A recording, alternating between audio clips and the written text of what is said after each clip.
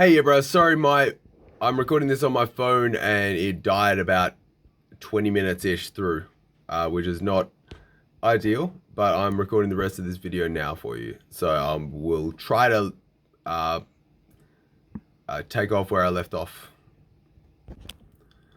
Okay, so I did have a think while I was getting my charger that I should probably show you this process, maybe not with a vocal, but maybe with a snare drum, which is a lot more. It's a lot easier to hear what's happening with the compressor. So I'm just going to find a random snare drum. Right, that will do. So we have this snare drum here. It sounds like this. Okay, so you can see here we have our transient at the start, and it fades down to essentially nothing. It's a very sort of it's a poppy, bangy, cracky sound, which is a great sort of sound to try to figure out compression. So what we're going to do is we're going to have a look at the attack now. So I'm going to set my threshold incredibly low and my ratio incredibly high.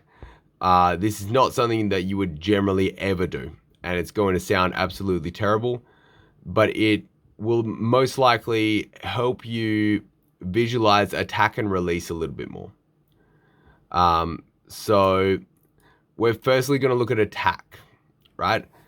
And attack is, again, I'm not sure if I said this before, attack is the amount of time it takes the compressor to get down to the level that you are telling it to go to. So this is what a extremely fast attack sounds like.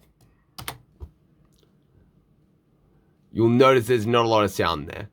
But when I bring this up, you'll notice you'll hear a little bit of the crack coming through, the initial transient. You can probably hear that there's like the crack, that the tapping, right? That is the transient at the start of the snare drum.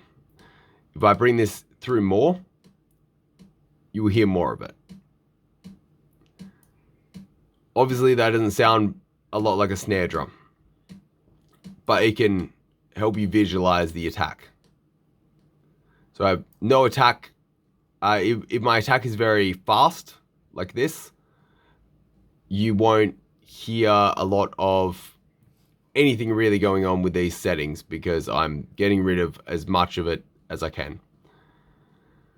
Now, release, on the other hand, is the opposite of attack. So it's the amount of time, and you can visualize here what's going on with these sort of shark tooth looking things. It's getting rid of the attack, and the release is the amount of time that it takes for it to get back to where it was before. So if I have a very long release, you will essentially get no signal with these settings. But if I have a very fast release, you will hear everything except for the transient in this case. So I'm not sure if you can hear that, but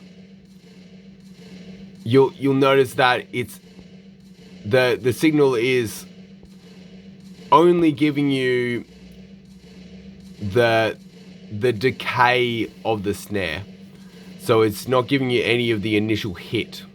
So if I turn this off,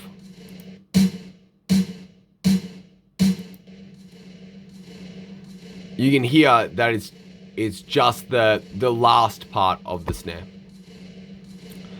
Now, so that's attack and release, okay?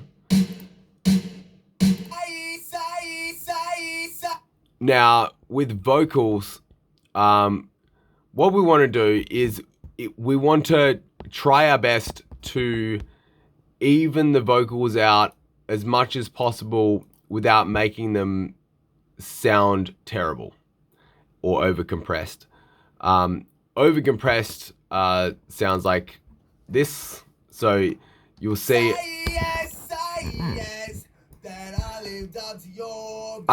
You'll see this compressor here. We're going a fair bit over the threshold here. And you can see here it's bringing down the signal when it's louder, and it's leaving the signal alone when it's not. Now, personally, I think there is too much transient coming through on this vocal, so I would turn the attack back down. Maybe a little bit less than that. But notice that it's a lot more even. Because you can hear when it goes down to this part here, it's quite quiet, and then when it goes up to here, it's quite loud. That's what the compressor is for. It should try and even that out. So it takes the signal and it brings it down, right, when it's really, really loud. And when it's quiet, it's unaffected. So what you can do then is you can turn up the gain of the signal back to where it was, or, well, to wherever it needs to be in the mix. And it's going to sound a lot more even. So that's the thing that I think you need to work on with your vocal mixing technique. And yeah, that's pretty much all I really had to talk to you about. I'm sure there's going to be a lot more things that you're going to need to learn about, and I'm super happy to help you out with any of that sort of stuff that you have to. If you have any questions, just ask me. Yeah, super happy to help, and yeah, just keep putting out music and keep practicing, and you'll be right. All right, I'll catch you later, dude.